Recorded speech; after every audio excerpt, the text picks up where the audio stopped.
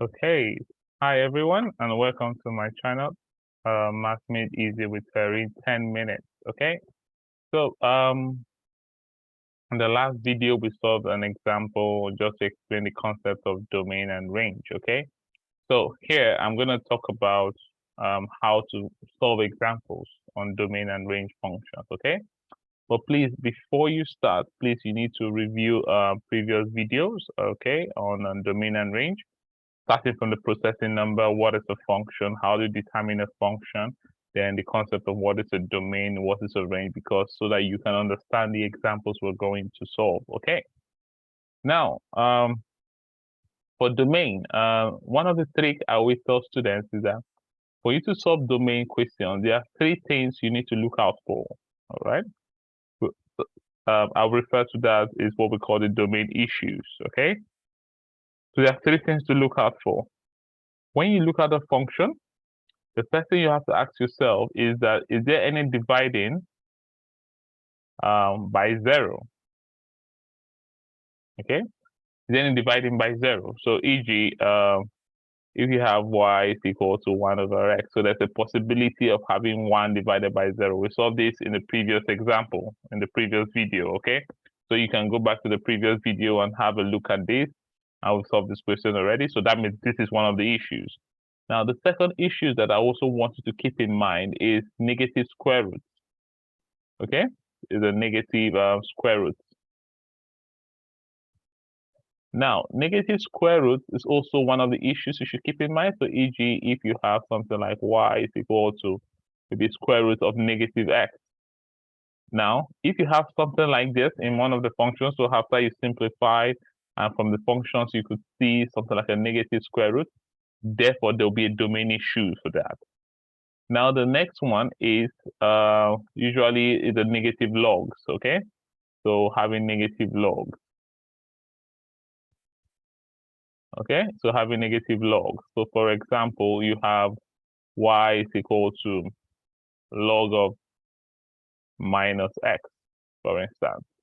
So when you're solving questions and you find any of this problem here, okay, either it's a dividing by zero, either a negative square root, either a negative log, then just know that you're going to have a domain issues, and then it is not going to be part of the domain. All right. You'll be like, Terry, what's Terry talking about here? Okay, let's solve an example. Okay, so let's say find the domain and range of the following. Okay, let's say we're told to find the domain and range of the following. Okay, let's say I have a function, let's say g of x. So remember, the function can be anything. It can be f of x, g of x, h of x. So basically, if we talk about the function being defined in terms of a particular variable. So we have 6x minus 2 divided by, let's say 3x, let's say plus 4, or maybe minus 4. All right. Now we have this particular question here, 6x minus 2, 3x minus 4.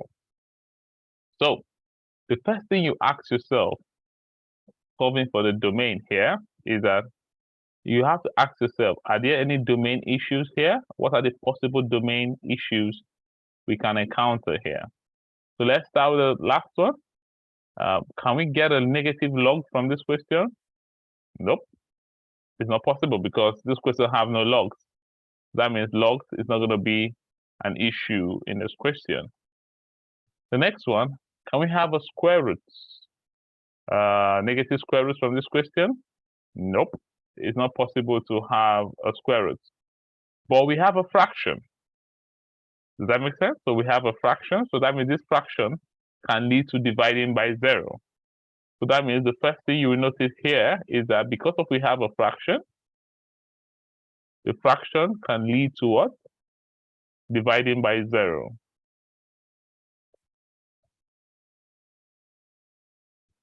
So because the fraction can lead to dividing by 0, so that means we only have one issue, possible issue with this function. And the only time that this could be having dividing by 0, meaning that the only problem we could have is when we have 6x minus 2 divided by 0. And this is going to be a domain what? Issue. Okay, we finalized that. So we now know that if we have 3x minus 4, it's going to be a domain issue. So what will be the value for x such that the whole of 3x minus 4 will be equal to 0? So in order to determine that, we then have to equate 3x minus 4 to be equal to 0. So we have 3x minus 4 to be equal to 0.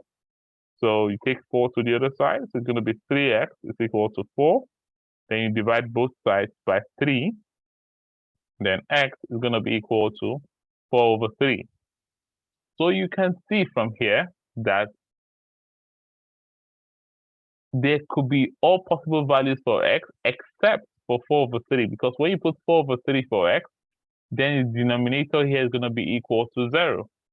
So because of that, we can now say the domain, all possible values for x are permissible except when x is equal to what? 4 over 3. Then you can write it either in the interval notation or the set notation. So like I told you, if it was for the set notation, interval notation, you're going to have the domain, okay, is any value from infinity to 4 over 3, okay, any value from infinity to 4 over 3, and not including 4 over 3, and from 4 over 3, not including 4 over 3, to positive what? Infinity. Can you see? Or you can use it in the set notation where you say the value for x such that x is not equal to what? 4 over 3. Are you seeing it? So that means for this function, you can put in any input except what? 4 over 3. So you can play around. You can take your calculator, put in any numbers into this, you'll get an answer. For the time you just put 4 over 3 into this equation, you're going to get math error. Does that make sense? Now, the range. Now, the range for this question now is going to be a little bit tricky. So like I said, you need to draw the graph for this. And since it's an asymptote graph, a rational function. Do you remember what I told you about rational function? I said a rational function is when you have a polynomial divided by another polynomial. Please, if you've not watched the video, please just go back and remind yourself. I gave you about 7 types of function, and I told you one of them is a rational function, right? So just go back and have a look and try and have a look at it. So we have from here, we can have to draw the graph for this. Now, if you want to draw the graph for this, it's going to be a little bit interesting because we're going to have the question is g of x is equal to, I think, 6x minus 2 divided by 3x minus 4. So like I said, because it's a rational function, so you're expecting to have an asymptote graph. Does that make sense? You may expect to have an asymptote graph, and with an asymptote graph, you can try to determine where the asymptote is. All right, so how do you determine, because it's a rational function, okay, it's a rational, right? So because it's a rational, I can expect to have an asymptote graph, and I can find both the horizontal or the vertical asymptote depending on the question. Now, how do you find the horizontal asymptote? Okay.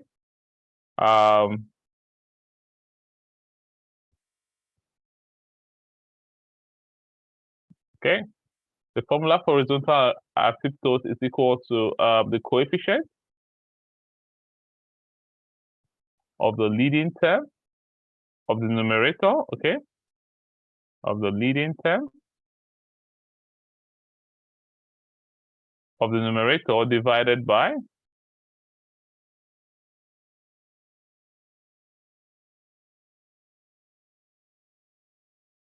coefficient of the leading term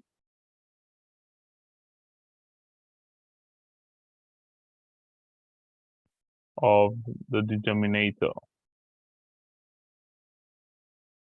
Okay, so to get horizontal asymptote, okay, so remember I said there are 2 ways. You can either plot the graph straight up, or you try to get the asymptote because it's a rational function.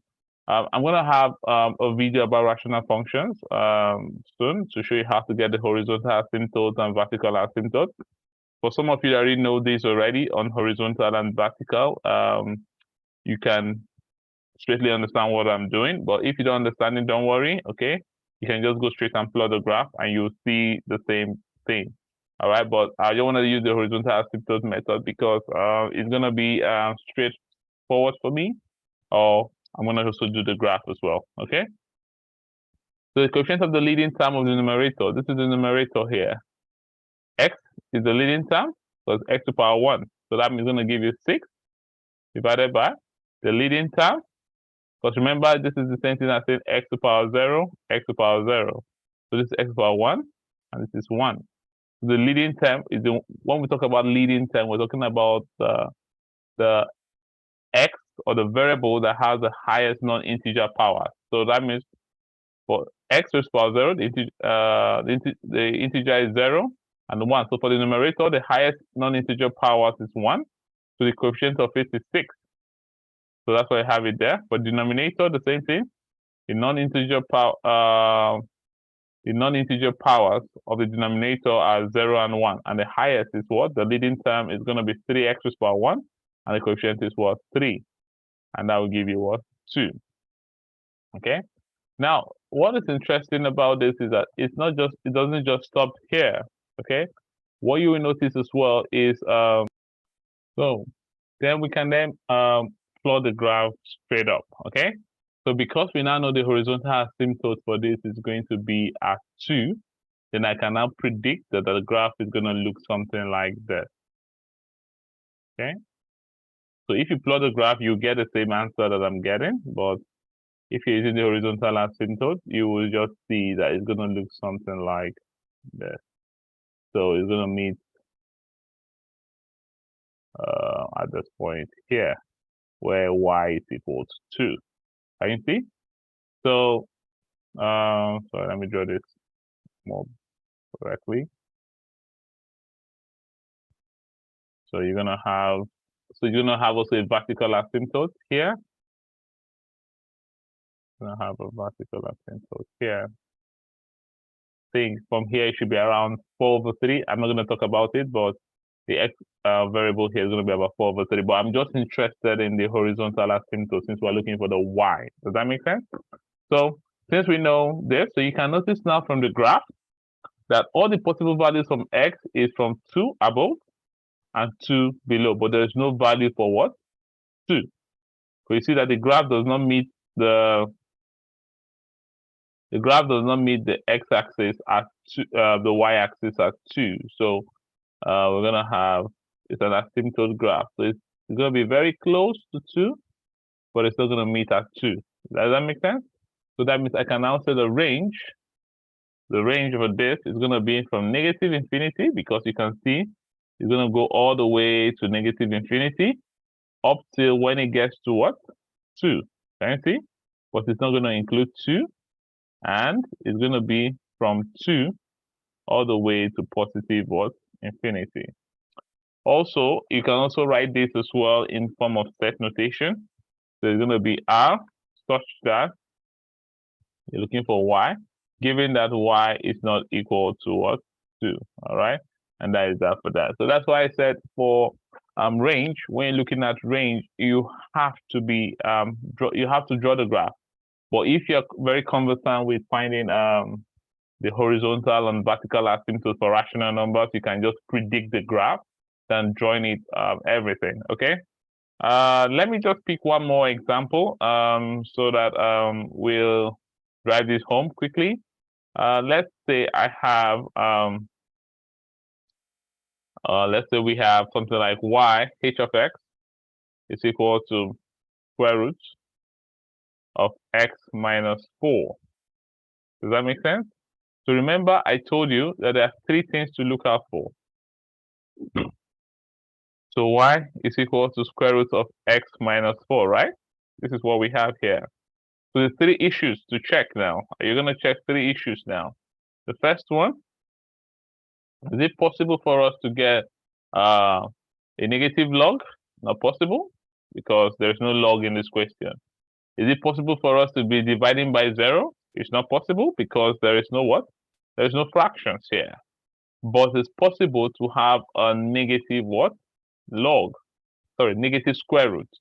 So because it's possible to have a negative square root, so that means that is the only issue we're going to have with the domain for this. So we go back to the question. So we'll now start with the domain issues. So the domain issues that we'll be expecting here is for it to be a what? A negative what? Log. So that means all possible values, negative square root, not log, I beg your pardon. So negative square root. So that means all possible values here are permissible except when it becomes what? Negative. So that means for this to be negative, it means that x has to be less than 4. Okay? So for it to be negative, it means that x has to be less than 4. So because if you look at this, it says the negative square root. So that means if x is less than 4, so if it's for instance 3, for instance, then this is going to give us an issue. Does that make sense? So if it's 2, it's going to give us an issue. But if it's greater than 4, then it's not going to give us an issue. If it's 4, for instance, 4 minus 4 is 0, square root of 0 is 0. If it's 5 minus 4, 1, square root of 1 is 1. But if it's less than 4, so that means for it not to be an issue, x minus 4 has to be greater or equal to 0. So that's the domain that can work here, provided that x minus 4 must be greater than 0. As we said, we can never have a negative, so it can never be less than 0. So that means for this to have domain, x minus 4 must be greater than 0. So you take minus 4 to the other side. So it's going to be x must be greater than what? Or equal to 4. So that means the domain for this means that x must be greater than or equal to 4. Anything less than that is going to give us a what? A negative what? Square root. And that is what we're trying to avoid. So that means we can now say the domain for this is going to be, now we're not going to put a curly bracket this time. We're going to put if you say 4 all the way to infinity, what you're trying to say with this now means that 4 is not part of the solution. But because 4 can be a part of the solution here, what we're going to use, instead of using the curly one, we're going to use the square one. Can you see? So when you use a square one like this, it means 4 is what? Part of the solution. Or if you want to use this in a set notation, you can also say x such that x must be greater or equal to what? 4. Okay? So that is the domain for this. Now, we've gotten the domain. Now we want to use find the range now. Okay?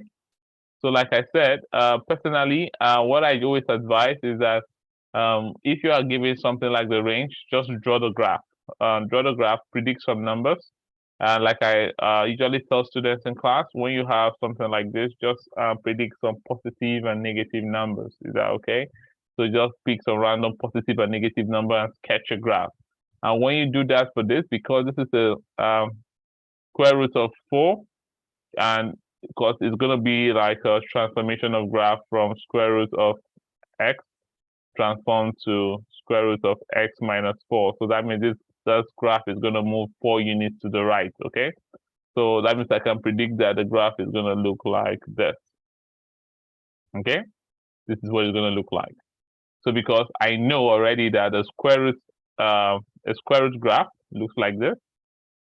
This is the square root of x graph. So that means the square root of x minus 4 is going to look like this. So it's going to move 4 units to the right on the graph, okay? So with that now, you can see that if this is it, all the values of y is going to be from 0, because this is the origin, all the way to what? Infinity. Are you seeing? So that means the range for this y is going to be equal to from 0, we're going to use the square bracket because 0 is part of the solution, all the way to what? Infinity. Or you can say y such that y is greater or equal to what? 0. So you can see for this question here, the domain, this is the domain here. And this is the what? The range. So you can either use this one or this one when writing the domain, or you can use this one or this one when writing the domain. Okay.